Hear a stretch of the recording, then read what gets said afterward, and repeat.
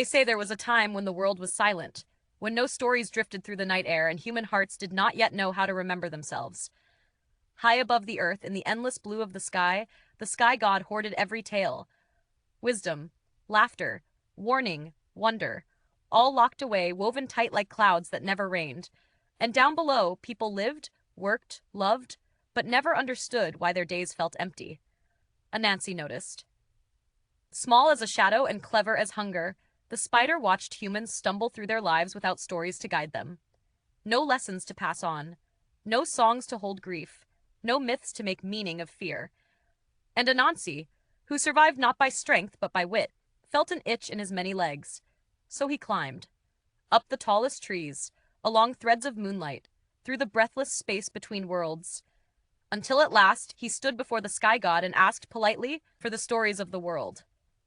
The sky god laughed. "If you want them," he said, "you must earn them." And so the trials began.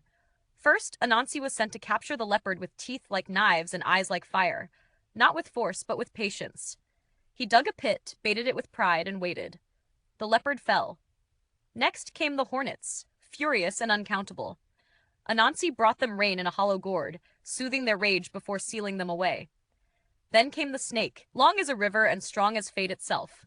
Anansi challenged it to prove its length, luring it into binding itself, until even power could not break free. Each victory drew the sky god's smile tighter, thinner. Each success made Anansi's heart pound louder, because with every test passed, the weight of what he carried grew heavier, not in his arms, but in his purpose. At last, the sky god surrendered. He opened the sky, and stories fell like rain. They poured into villages and firesides, into laughter and mourning, into songs sung to children and warnings whispered in the dark. Humans learned who they were, where they had been, and how to imagine what might come next.